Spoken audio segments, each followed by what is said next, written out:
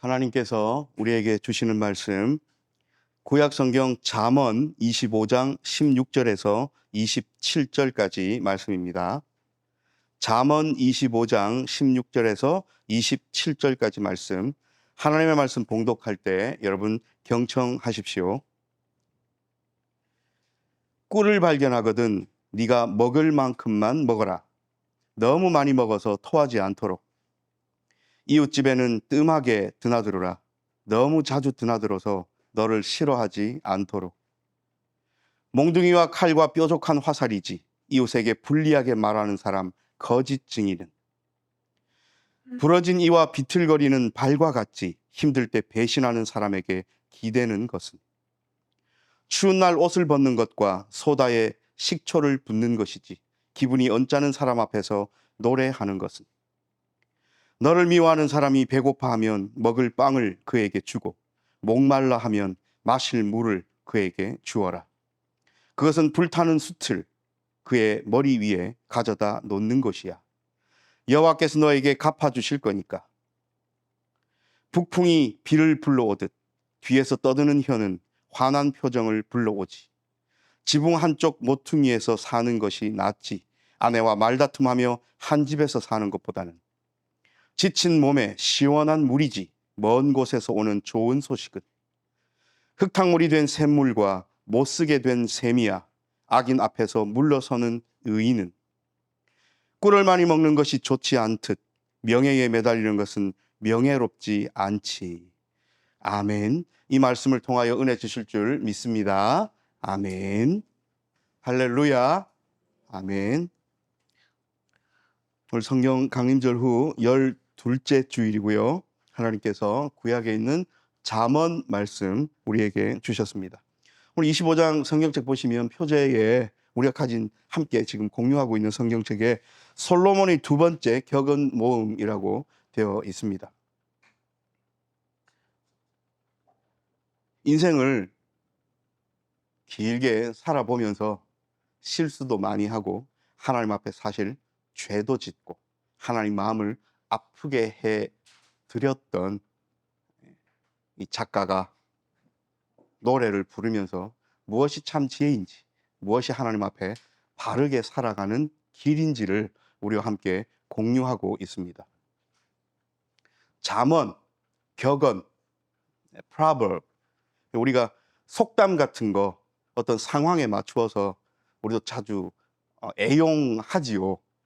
그래서 적재적소에 그런 상황이 닥쳤을 때 우리는 또 쓰기도 하고, 또 그런 옛 선현들의 말들을, 지혜의 글들을 읽으면서 우리의 삶을 한번 비추어 보고 반추도 하고 성찰도 하고 우리 그렇게 살아갑니다. 그래서 오늘 주시는 이 잠언의 말씀은 한 절 한 절 우리가 한번 훑어보면서 나의 이 땅에서의 인생의 삶은 어떻게 하나님 앞에 살아가는 것이 옳을까를 다시 한번 스스로를 돌이켜보고, 또 나 혼자만의 삶이 아닌 함께 묶어주시고, 또 이런 신앙 공동체뿐 아니라 우리 각자의 삶에서, 직장에서든 사업체에서든 학교에서든 어디에서든지 간에 하나님께서 우리에게 함께 살아라 하신 그 이들과 함께 더불어 살아가면서 우리는 어떤 삶의 방향을 가지고 지혜롭게 살아갈 것인가를 오늘 말씀을 통해서 생각하게 하시는 귀한 본문입니다. 꿀로 시작합니다. 16절에. 사실 잠언은 어떻게 문단을, 패러그래프를 딱 나눌 수가 없어요. 성경 보시면 알겠지만 그 문단 나눔이 곳곳마다 한 절, 두 절마다 계속 있어요. 그래서 이게 단절된 것이지만 오늘 또 그 단절 속에서의 공통점이 있기 때문에 16절부터 27절까지를 끊었습니다. 28절까지 하지 않고 28절이 마지막 절이잖아요. 25장에. 근데 27절까지 끊었어요. 오늘 16절 꿀로 시작합니다. 27절도 꿀로 시작해요. 여러분, 꿀은 뭡니까? 맛있는 거죠. 달콤한 거죠. 사실 이 꿀벌을 열심히 모아놓은 벌 입장에서는 인간이 열심히 자기들이, 일벌들이 그렇게 모아놓은 거를 인간들이 뺏어가는 거잖아요. 그래서 조금 마음이 안 좋을 수는 있지만 어쨌든 우리에게 꿀은 몸에도 좋은 것, 맛도 좋은 것, 달콤한 것이죠.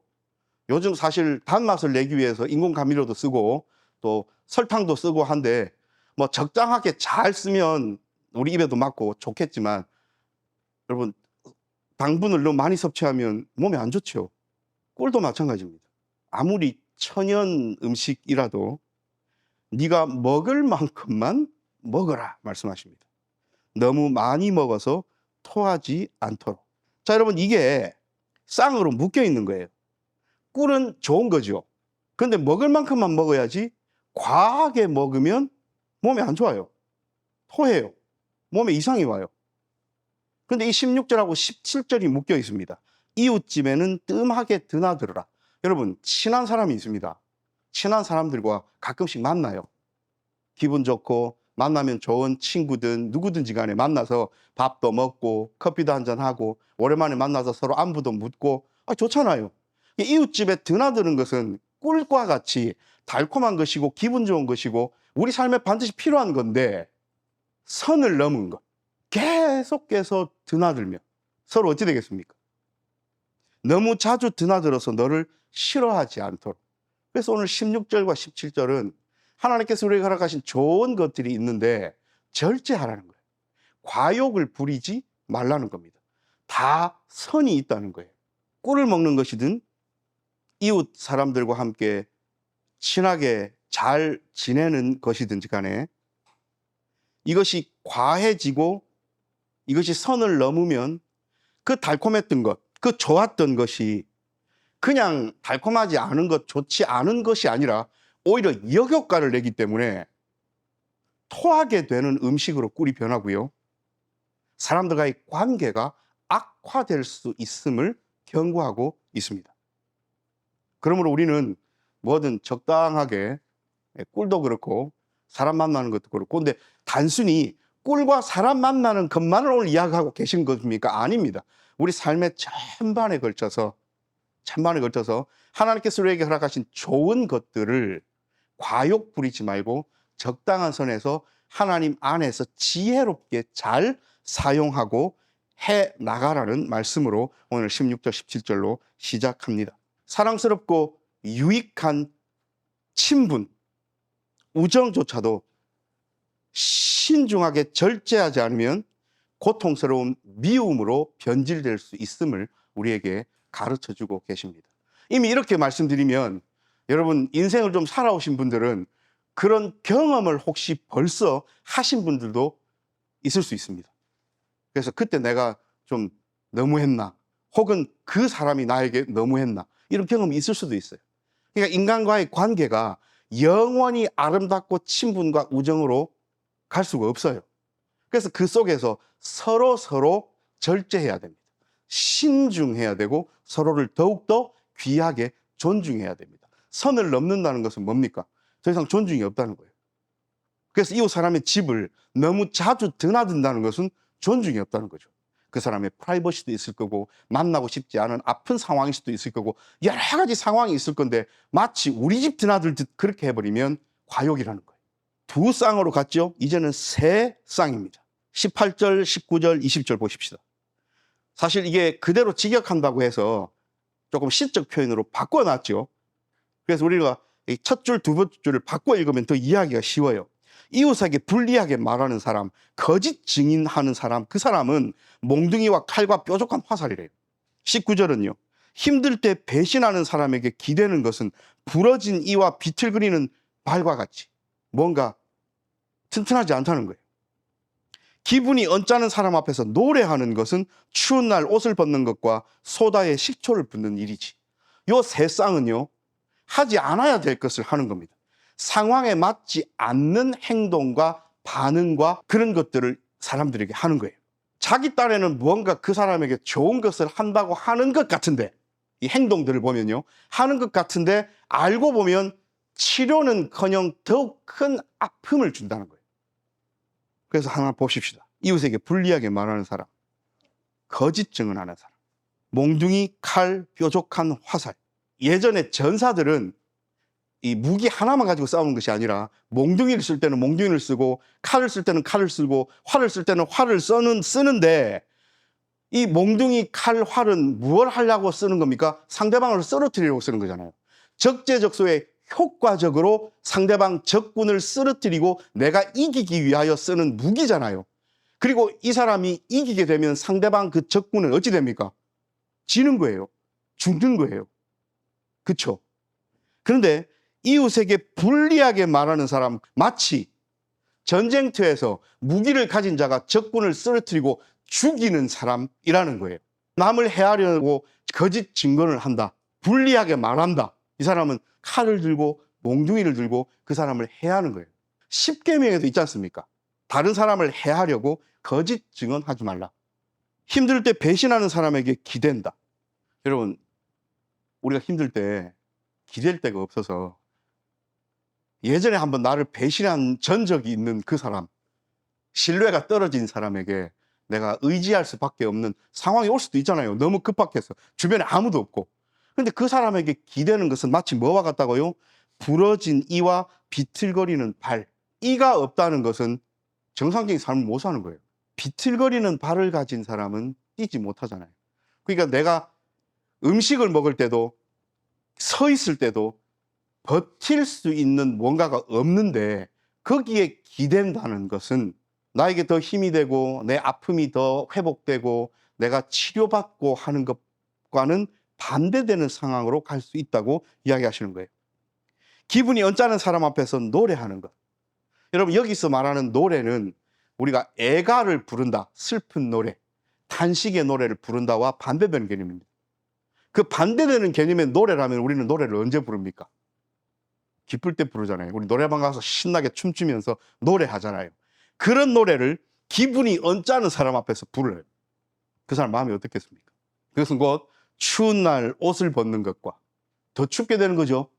그리고 소다에 식초를 붓는 것, 부글부글 끓겠죠. 마치 쓰라린 상처 위에 식초를 한번 부었다 생각해 보십시오. 그러니까 더 한다는 거예요. 그래서 우리가 방금 읽은 18, 19, 20절은요. 치료도 안 되고 회복도 안 되고 위로도 안 되고 더 상황을 악화시키는 거란 말입니다. 그래서 너를 미워하는 사람이 배고파하면 먹을 빵을 주고 목말라 하면 마실 물을 그에게 주고 그것은 불타는 숯을 그의 머리 위에 가져다 놓는 것이야 여호와께서 너에게 갚아주실 거니까. 16, 17절에서는 절제를 이야기하셨고 18, 19, 20절에서는 우리도 그렇게 행하면 안 되고 또 상대방도 나에게 그렇게 행하면 안 되는 서로 상처를 더 덧나게 하고 아픔을 더 극대화시키는 방향으로 가지 말고 서로 완화시키고 서로를 보듬고 위로하라는 말씀을 하신 다음 그 다음 21절에 너를 미워하는 사람이 배고파하면 먹을 빵을 그에게 주고 목말라 하면 마실 물을 그에게 주어라고 이야기를 하십니다. 여러분, 빵과 마실 물은 뭡니까? 없으면 죽는 거예요. 그에게 좋은 보석을 갖다 줘라 이게 아닙니다. 먹을 것과 마실 것은 내가 공급하지 않으면 내가 미워하는 사람이라 할지라도 그 사람이 죽는 거예요. 그러므로 미워하고 안 미워하고는 그 다음 문제고 하나님은 그 생명에 관심이 있으시기 때문에 그 생명의 보전을 먼저 하라는 거예요. 그래서 여호와께서 너에게 갚아주실 거니까. 그래서 우리는 그 미워하는 그 사람을 바라보면서 억지로 막 마음을 참으면서 억지로 내 마음을 막 원수도 사랑하라 하셨으니까 잘 안 되는데 그렇게 그 사람만을 바라보면 잘 안 되죠. 그런데 하나님을 바라보고 예수 그리스도가 우리 사이에 계심을 알면 우리는 얼마든지 실천할 수 있습니다. 자, 그리고 나서 오늘 제목에도 제가 이렇게 적었듯이 무더울 때 더욱 물 한 잔 나눕시다 라는 제목의 근거가 되는 우리 메시지가 드러납니다. 북풍이 비를 불러오듯 뒤에서 떠드는 혀는 환한 표정을 불러오지. 여러분, 이스라엘에는 비가 어디서 오냐면 서쪽에서 옵니다. 서쪽에 바다가 있기 때문에 서쪽에서 비구름이 습도와 함께 이렇게 해서 북쪽에서는 비가 잘 안 와요. 이 날씨상. 그런데 왜 이렇게 표현했을까요? 그래서 북풍이 비를 몰고 온다. 흔한 일입니까? 흔하지 않은 일입니까? 흔하지 않은 일이죠. 거기다가 급작스러운 일입니까? 예상된 일입니까? 급작스러운 일이에요. 예상된 거는 날씨가 꾸물꾸물하네, 흐리네, 서쪽의 서풍과 함께 저 습기가 많은 비구름이 와서 비가 내리겠다 할 수 있지만 북쪽에서 비구름이 온다. 급작스러운 일이에요. 그런 것처럼 내가 예상하지도 못했는데 뒤에서 나를 뒷담화해요. 내가 생각지도 못했는데 내 기분이 나빠져요. 생각지도 못했는데 누가 나를 아프게 해요. 뜻밖의 일이라는 겁니다. 기분이 좋습니까? 나쁩니까? 기분이 아주 안 좋죠. 마음이 상하죠. 힘들죠. 그런 힘듦이 급하게 옵니다. 예상치 못한 상황에 옵니다. 그것을 이렇게 시적으로 표현해 놓은 겁니다. 지붕 한쪽 모퉁이에서 사는 것이 나아요. 무엇보다요? 아내와 말다툼하며 한 집에서 사는 것보다는.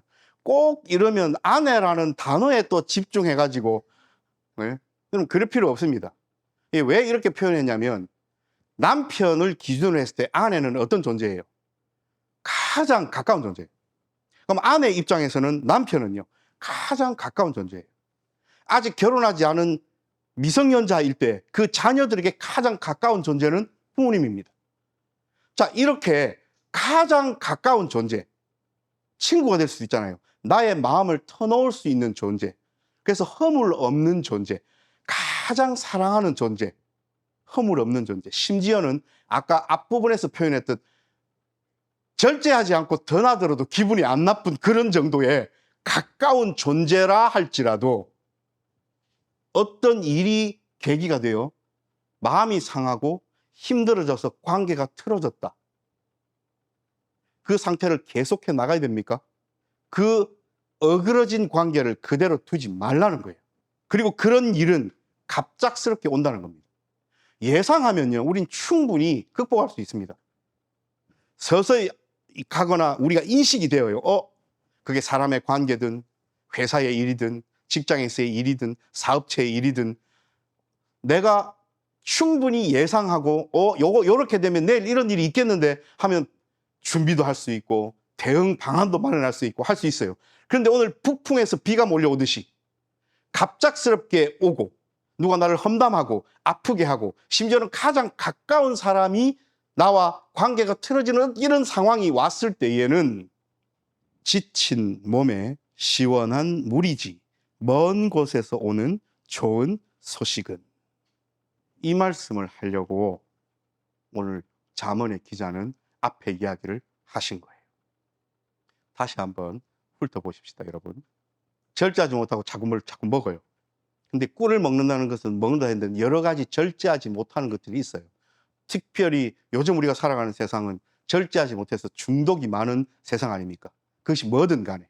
뭐 약물 중독은 너무 우리랑 정말 생각지도 못한 중독이라서, 그런데 실제로 막 일어나니까 뉴스에 보이니까 그런 중독도 있지만, 또 우리 학생들 인터넷 게임 중독도 있고 또 도박 중독도 있고, 심지어는 일상생활을 살아가면서 일상이 안 되게끔 힘들게 하는 여러 가지 각자의 삶에서의 중독들이 있어요.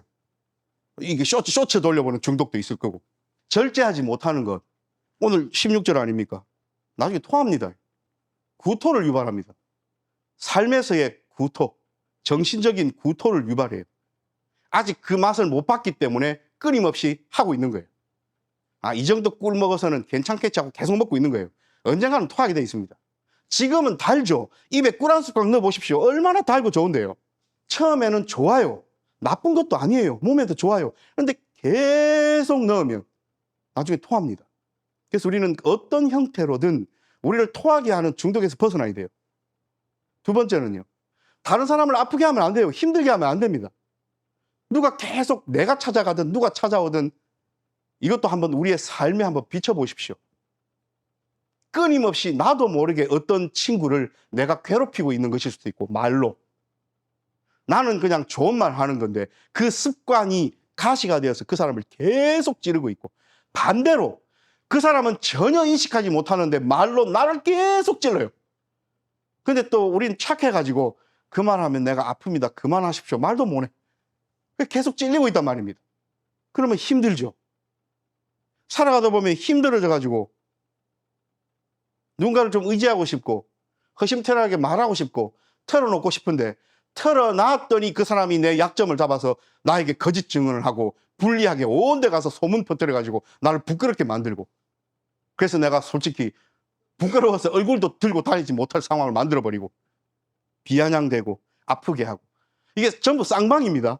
남이 나를 그렇게 할 때도 있고 내가 남을 그렇게 할 때도 있고, 사람들이 나를 배신하고, 배신했음에도 불구하고 또 기댈 데 없어갖고 배신했던 그 사람을 찾아야 되는 얄궂은 그런 상황이 또 나에게 오고, 얼마나 싫어요. 나는 힘들어 죽겠는데 내 앞에 와서 노래 부르고 위로한답시고, 얼마나 쓰라립니까? 그런데 그런 일들은요, 예상하지 못할 때에 북풍이 비를 몰고 오듯이 온답니다. 가장 가까운 사람하고 관계가 틀어지면서 그런 아픔이 갑작스럽게 온답니다.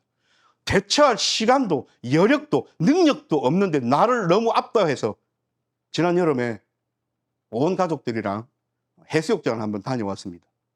2박 3일로 다녀왔거든요. 첫날에는 해수욕장에 파도가 너무 잔잔했어요. 아이들도 놀기 좋고 너무 좋았습니다. 어제 그 좋았던 기억이 있어서 오늘도 아침에 일어나서 둘째 날에도 한번 해보리라. 아침부터 오늘 진짜 열심히 한번 놀아보리라 하면서 갔는데, 웬걸요, 눈에 보일 때 벌써 파도가 높아요. 저는 또 몸무게도 있고 덩치도 있고 해서 설마 하고 들어갔는데요, 와, 선글라스를 그대로 잃어버렸습니다. 뒤에서 파도가 치는데 저는 제가 견딜 수 있을 줄 알았습니다. 압도하는데 그대로 철퍼덕 땅바닥에 하면서 지니고 있던 안경이 날아가고, 예상치 못하고 내가 대처할 능력이 없을 때 그보다 더 큰 센 힘으로 나를 눌러버리면요, 어찌 할 수가 없습니다. 그냥 땅바닥에 처박혀버립니다. 당연히 물을 많이 먹었죠. 그것도 바닷물을. 근데 애들도 있고 가족들도 있는데 멀쩡한 척 해야 안 됩니까? 나는 괜찮은 척.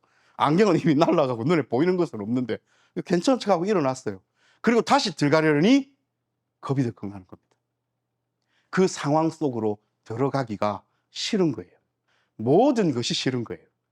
버티고 쓸 힘도 없고, 또 그런 일이 혹시 생겨서 빠지고 나서 멀쩡한 척 일어나기도 싫은 거예요. 그래서 한 5분 밖에 앉아 있었습니다. 마찬가지 아닙니까? 말다툼하며 한 집에서 살면서 그 아픔을 계속 감내해서 사는 것보다는 차라리 지붕 한쪽 모퉁이에서 그 상황에서 벗어나는 것이 낫지. 자, 이까지 우리가 읽었을 때 우리가 어찌 할 수 있는 상황이 아닙니다. 내가 아픔을 주든 내가 아픔을 당하든 우리의 삶은 힘들어요. 우리가 뾰족한 어떤 방법이 있는 것도 아니에요. 그런데 오늘 잠언의 기자는 이야기하십니다. 먼 곳에서 오는 좋은 소식은 지친 몸에 시원한 물이지. 우리가 16절부터 24절까지 읽은 것은 그 어떤 치료도 되지 않습니다. 실제 몸의 아픔이든 마음의 아픔이든 뭐든 간에 위로도 안 되고 치료도 안 돼요. 그저 아픔뿐입니다. 그런데 오늘 드디어 먼 곳에서 오는 좋은 소식은 시원한 물이지, 지친 몸에 라고 이야기를 하십니다. 단순한 물이 아니에요. 지친 몸을 시원하게 하는 치료제의 역할을 합니다. 삶을 지속할 수 없는 상태를 그 상태에서 끄집어내어 삶을 지탱할 수 있는 힘을 주는 물입니다. 불안과 근심 속에서 지쳐서 살아가는 사람들에게 회복시키는 은유적 표현으로 시원한 물을 이야기하고 표현하고 계십니다. 누가 이것을 주시겠습니까? 먼 곳에서 오는 좋은 소식은 어떤 소식입니까? 그리고 나서 마무리를 이렇게 지어요.